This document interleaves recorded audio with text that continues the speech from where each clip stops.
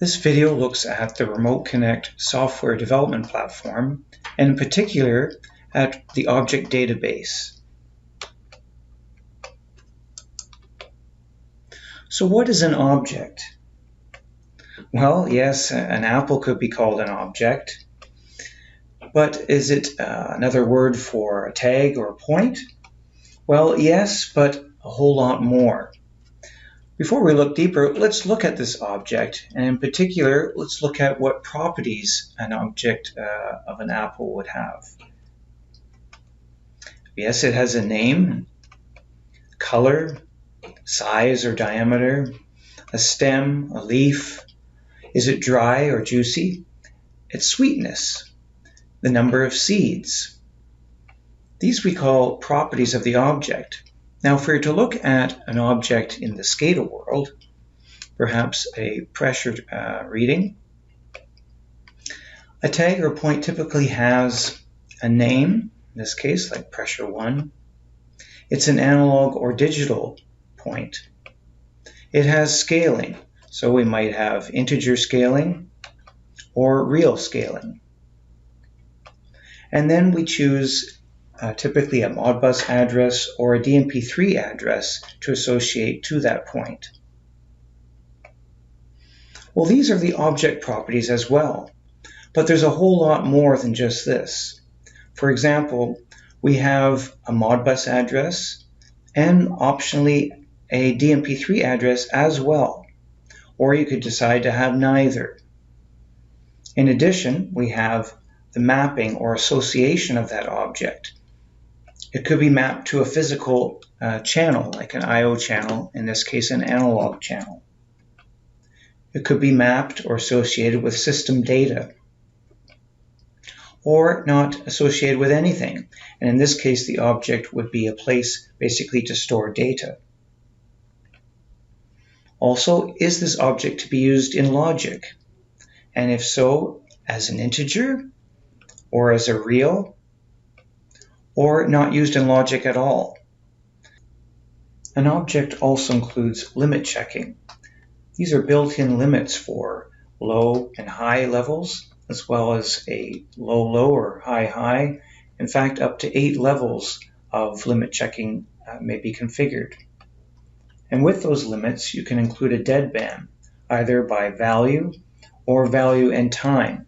So in this example here, if the pressure exceeds this low limit or this high limit by 1 psi for the duration of 5 seconds, then an alarm exceedance is generated. There's also the concept of quality with objects, whether the object is on or offline, if it's exceeded its maximum over range or under range values.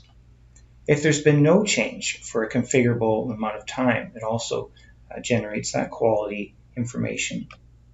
Or a rate of rise has been exceeded or a rate of fall has been exceeded.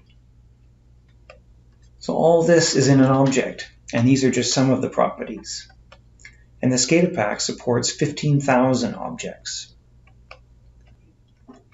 So is that it? Looks like an object basically is just a bigger tag, a lot more useful things, but no. Here's the real magic. For example, the name can be changed without affecting any of the other properties. So if this object is used in logic and you rename it, it automatically renames all uses of that object.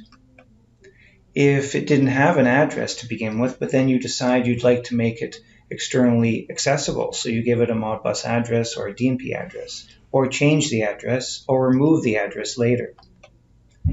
And the association.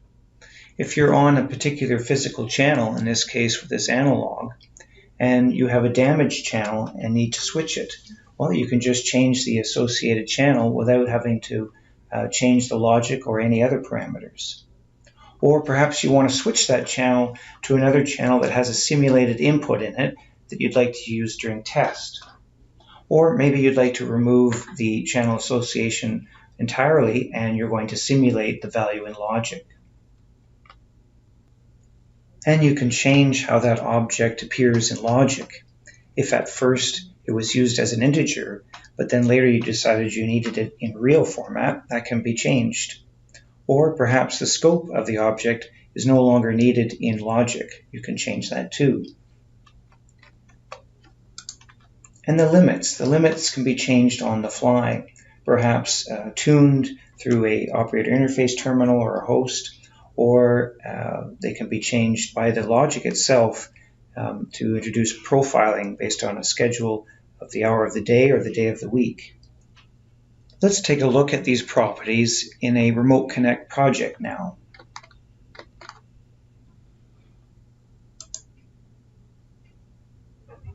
Create a new project with a default role over a USB link.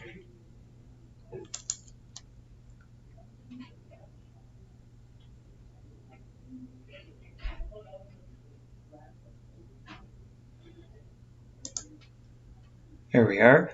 The default objects created for you in a new project are objects associated with physical I/O and certain system data. Here are the objects associated with physical I/O channels. Begin with digital inputs, digital outputs, analog in and out. And here are the system data points that have been created initially for you. Let's look at the analog input number 1. So these are all the properties. Ones that we've talked about are the name, data type is analog, digital, or counter. Here's the list of logic variable types that you can expose this object to logic, and which logic task it'll appear in.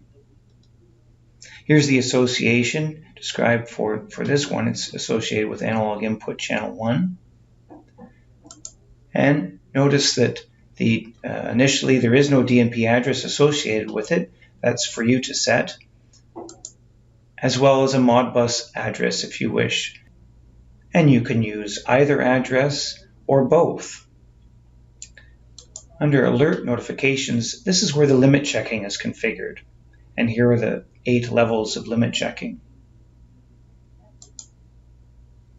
The scaling is done here for integer or real format. The under and over range limits.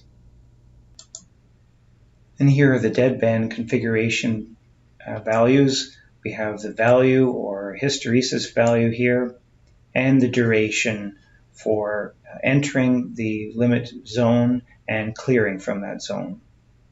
We also have the rate of change on a rise or fall limit, and the no change value limit. And any one of these, if you select the value and select F1, there's context sensitive help for each of these fields.